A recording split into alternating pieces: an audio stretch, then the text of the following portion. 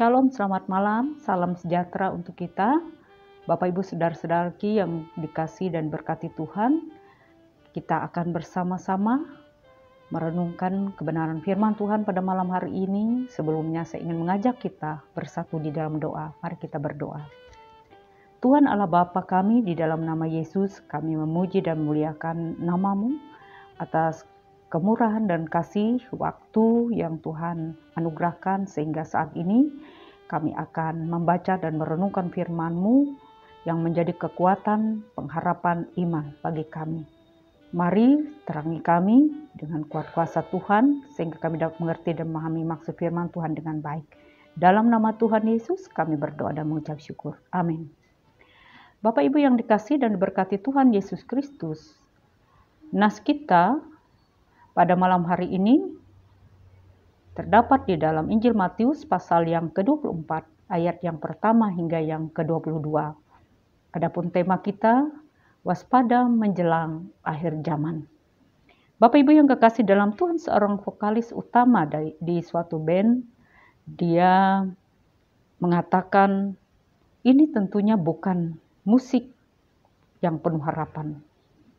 Jadi pemusik ini mengatakan, vokalis ini mengatakan, saya tidak menawarkan harapan. Saya benar-benar tidak menawarkan apapun. Paling tidak pemusik ini jujur. Ia mengatakan bahwa musiknya kosong. Jika tidak penuh harapan, tentunya itu berarti tanpa harapan. Nah, kita hidup di dunia yang selalu atau tidak selalu menjanjikan harapan. Dapat membuat kita depresi, suram, sedih. Kemudian juga banyak hal yang membuat kita mungkin kecewa dan khawatir. Yesus mengatakan bahwa kesukaran akan datang. Nah, berdasarkan dari nas kita pada malam hari ini, Injil Matius 24 ayat yang pertama hingga yang ke-22, berisikan nubuat Yesus yang dilatar belakangi oleh pertanyaan murid-murid kepada Yesus.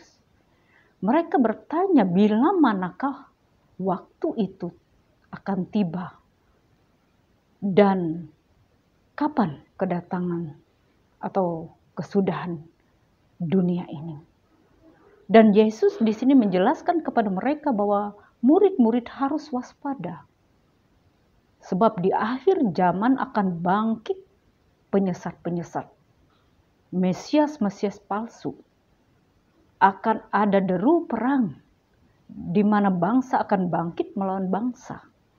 Akan ada kelaparan dan gempa bumi di berbagai tempat.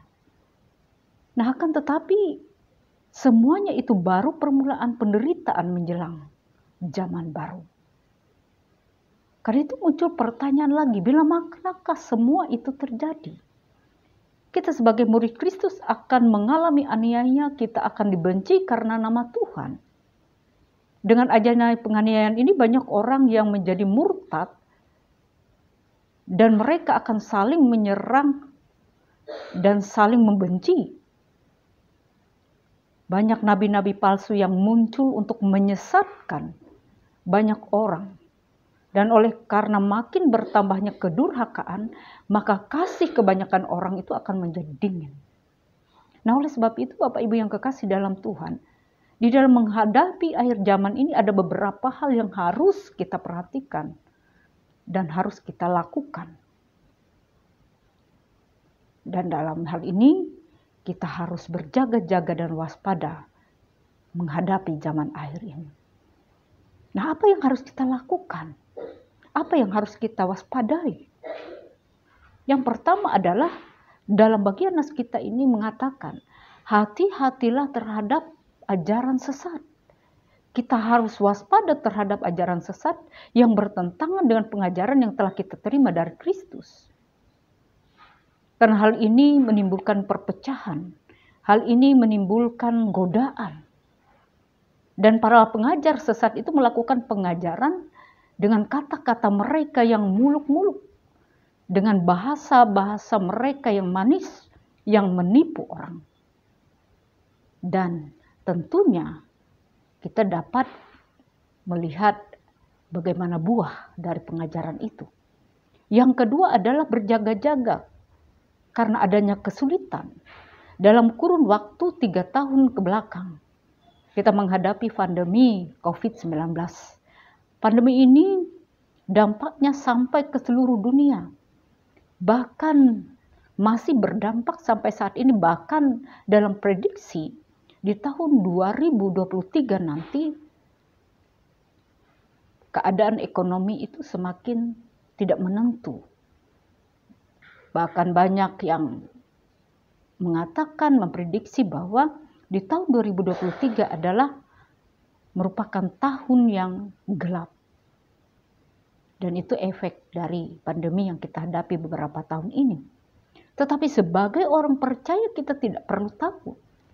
Sebab kita yakin Allah akan memberikan kita bukan roh ketakutan, melainkan roh yang membangkitkan kekuatan, kasih, dan ketertiban. 2 Timotius 1 ayat 7.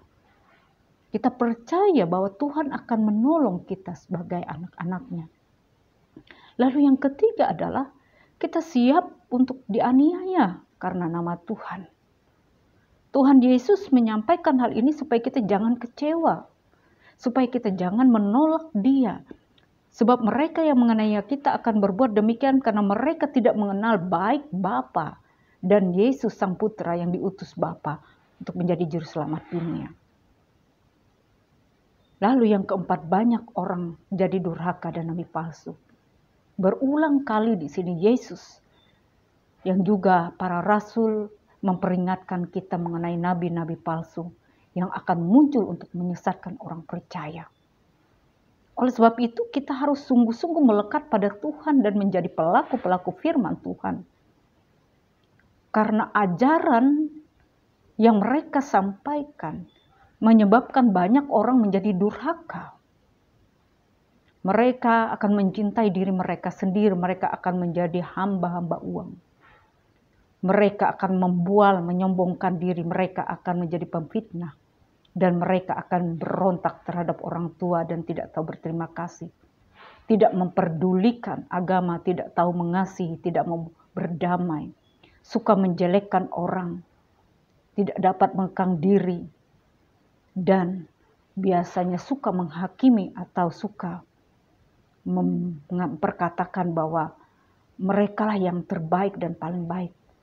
Secara lahirnya mereka menjalankan ibadah, tetapi pada hakikatnya mereka memungkiri kekuatan Tuhan itu. Lalu yang terakhir adalah apa yang perlu kita waspadai. Apa yang harus kita lakukan. Berita Injil Kerajaan Allah. Kita bisa menerima berita Injil karena ada orang-orang yang telah memberitakan berita Injil itu pada kita.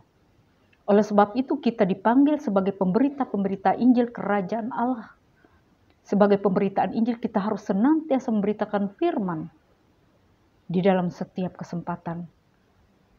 Disediakanlah waktu, baik atau tidak waktunya, berani menyatakan apa yang salah, menegur dan menasihati dengan segala kesabaran dan pengajaran. 2 Timotius pasal 4 ayat 2. Nah, saudara-saudaraku yang dikasihi dan diberkati Tuhan,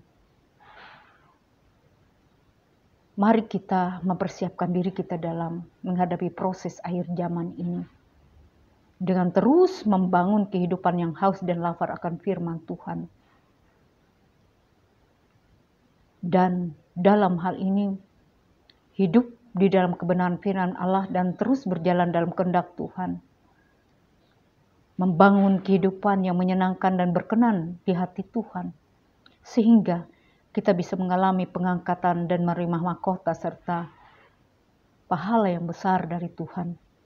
Pada akhir zaman akan terjadi siksaan yang dahsyat seperti yang belum pernah terjadi sejak awal dunia sampai sekarang. Dan tidak akan pernah terjadi lagi. Sebagai orang pilihan, kita harus bertahan dengan setia.